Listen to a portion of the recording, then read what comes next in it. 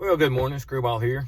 This is going to be part 2 of the Q&A. I do have to do a part 3 because it was quite a bit more. So I appreciate y'all watching it. Stick with us. You know, we'll get through this one and I'll do the third one.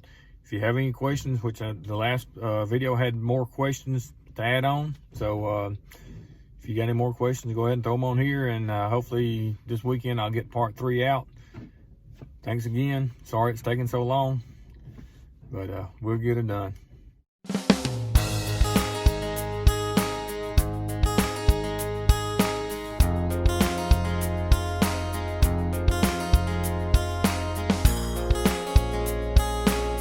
Back to part 2 here. I appreciate y'all coming back and watching it. Like I said, we didn't move, but I'm sure y'all had a little break between We time. should have done a wardrobe change. No. All right, we're going to go ahead and hopefully, I don't know if we're going to get finished with this one. It may end up being a 3 or 4 part one. There were 82 comments on this, so don't know that all our questions though. So, all right, we're fixing to start part 2, and here we go. All right, Lisa Russom wants to know what kind of work you do that would allow you the freedom to hike the AT.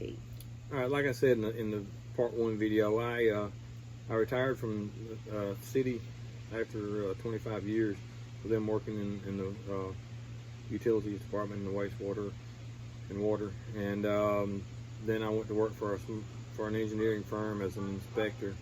So that just gave me the freedom. I told them I was going to do it, and they were okay with it.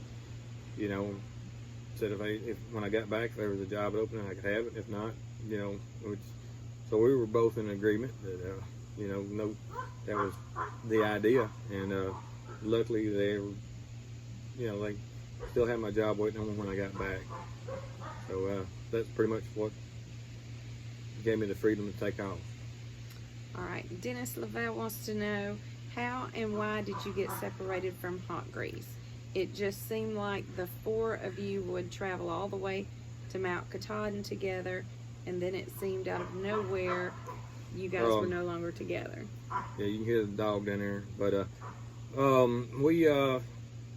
he felt like we were hiking, starting to hike our own different hikes, and I was taking off on the 4th of July. I was going to take a 0 and took an 0 on the 3rd and going to take a 0 on the 4th, and he wasn't ready. We had just a few days earlier had taken off some time.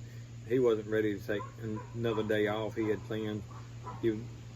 We were in New York, and he was going to meet up with his family, I believe in Connecticut, so he wasn't ready to take a 0 day at the time, and we just weren't hiking our own hikes, more or less. So whenever we did split up, you know, we caught back up with him, and the day we caught back up with him, about 2 days later, which we didn't hike together, but he was hiking with someone else, and then he took a couple of days off, and I passed him, got ahead of him, and he just never really caught up. And he did some hiking with his grandkids. Yeah, too, right? further he got closer to home, and he done, so there was no you know, no problems or anything. We just you know, you got to hike your own hike, and we separated because we were sort of hiking different hikes, and you know, and that's the way the trail is. Very few people actually start and finish the trail together. Most, you know, maybe 20% do. This year there were quite a few because there were so few hikers out there.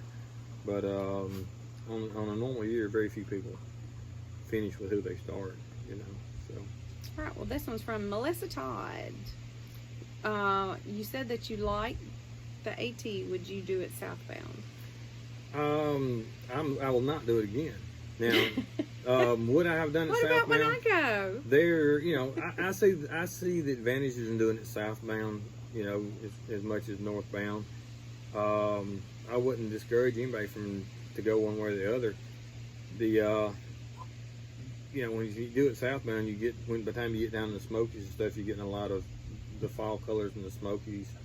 And so it all has its different advantages. So, but no, I personally, I'm not going to do it. All right, Super Hiker. I have been thinking about this question, and I don't know that I can answer it. So I'm hoping he can. What was the first meal Miss Nancy made for you when you got home? I can't even remember because I was with you that whole last week. Yeah. And we were together. I don't remember. I want to say His first home cooked meal though was from my mom. His fried chicken, mashed potatoes, gravy. But that was yeah. Probably I don't know why. Because we stopped at Mom's before we came home, so I know you had that, but I can't remember what our first meal was. Yeah, I don't remember what it was. So. But his first home cooked meal was fried chicken, right? Southern, yeah. And you did get your homemade chicken and dumplings. And Melissa Todd also had another one that said, "Did you know Bloodhound before you got on the trail?" No, I did not know Bloodhound. We met on the trail. We met actually. What am I going to say? Just across E19, the first time we met, which was going into Elizabeth, Tennessee. We met at a shelter there. I don't remember which shelter it was. And then the next night, we stayed at the same shelter and started hiking together then, which was a day out of Damascus. That's the first time we met. Danny the camper, what was the best state to hike in and what was the worst? Well, it depends on what you want to say as far as the best. I mean, to me, the worst, because I don't like all the daggum rocks and stuff and climbing rocks and stuff. I'm going to get a lot of flack about this, but New Hampshire was my worst state. As far as my best state, I really enjoyed Virginia, but Maine was really a pretty state too. So that would be a tough question, to answer as far as what my best state was. So in the north, I'd say Maine, but as far as the south, probably Virginia. Joan Purdue Hilton, did you get what you needed from the trail? Well, I mean, I don't know that I really needed anything from the trail. I didn't go out doing live searching or anything like that. So for the most part, I'd say yeah. I mean, I enjoyed the trail. I wanted to hike it. It's something I wanted to accomplish, or less to prove to me I could do it and have an accomplishment. So yeah, I'd say I did.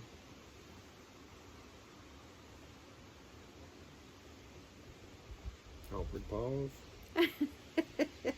I was wondering, what were some of the most difficult parts of the terrain? Did any part of the trail feel dangerous and regardless of terrain? Yes. Mount Katahdin, right? When you summited, you were talking about how bad it was. Well, not difficult. It was different, and well, it says dangerous in regards to terrain. I don't really think it would be dangerous. I mean, you have to be able to do some climbing and stuff. I mean, it would have been more difficult, but now it's dangerous unless you just were non-experienced at all. I wouldn't say it was what you would really consider dangerous. A lot of the areas on some of the rocks and the whites and stuff, it could be it could be dangerous for somebody that was not somewhat experienced, just somebody that had never been out and decided to go out and do something. There would be some, but not too dangerous that I would be worried about it on the trail. What was the hardest part of the trail? This is from Doris. The hardest part of the trail? There were so many different sections that were difficult, and then by the time you get to the end of the day, you give out, makes a lot of things difficult. But probably one of the hardest ones was coming off of coming down after we summited Moose Lock, coming down behind it. That was probably one of the hardest sections of the trail. And then in that area, there's coming off a couple of mountains got to be pretty difficult. So gotta excuse the dogs. There's no telling what's going on. All right. One's from Elizabeth Carlson. Do you plan to do another distance hike? No, I have no desire, no plans to do another long distance hike. Like I said, I might do a weekend or a week hike, but no, I'll not do another, extended hike like that. Do you keep in touch with Bloodhound and Camper and the others? Yeah, we answered Yes, that I do one. keep in touch with them. Best state, worst state, you answered that one. Did you get out of the hike what you wanted? I think you kind of. Yeah, I accomplished it. I finished it. So I mean, with the COVID going on, there was a lot of stuff that I didn't get to do that I had planned on doing, which is but overall, yes. As far as just the hike itself, yes. All right, Robert Farrell. How difficult was it to upload your videos in the trail, and where are you able to keep everything charged? Yeah, as far as uploading, if you got service, it wasn't too difficult. I have AT&T, and then I had a jetpack for Verizon, and pretty much I used AT&T instead of the jetpack probably 80% to 90% of the time. And then if you can't do it on trail, whenever you get into the towns and stuff, you upload. So it wasn't too difficult as long as you had, and you did have, for the most part, you had until you got up into further north, you got the less service you got. But it wasn't as difficult as I thought it was going to be. And the second part was how'd you keep everything charged? as far as charging, I had a battery pack. Don't remember what brand I had, but you can look online and find the battery pack charges that you can charge your phone 7 or 8 times with, and charge your phone or whatever else you got. It's just you just charge it up when you go into town, and it usually lasts until you get back into town and keeps everything charged up. All right, this was a good one. He said, did you edit all your own videos, or did you send them home? If you knew me, you'd send them home. It's not like it was much editing. I done it quick, chop, and put it together. I use KindMaster, the free KindMaster. That's why you see the water print on the thing. It was the free one. So pretty simple, pretty easy. Just if you can tell from this I'm doing right now, you'll see me chopping in here. Just cut off the bad part, start it back. So KindMaster was an easy one to learn, and I done everything myself. And like I said, it wasn't any major editorial editing or anything like that. Just as simple as I could get it. Richard Nagari, do you practice catch and release that had to do with your fish? I had a lot of questions on those fish. It depends. Anything over about 3 pounds, yeah, we release it back. Where we were at in that river system, very few people fish it. It's sort of an out of the way little small river in Tuscaloosa. Yeah, for the most part. But we do keep enough to eat. Are there any alligators or cottonmouths there? Hey, they get a lot of cottonmouths here. Alligators are in the southern part of the county, but not a whole lot of them. You see a few of them, but not up here where I'm at. All right, there's lots of questions on this one. All right, besides the Smokies, how many shelters did you stay in?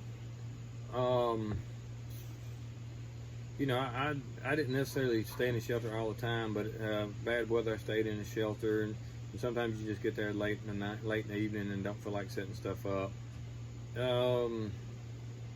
Maybe that'd be hard to say, because there was a lot of nights out there. Maybe 20, 30. That'd just be me guessing.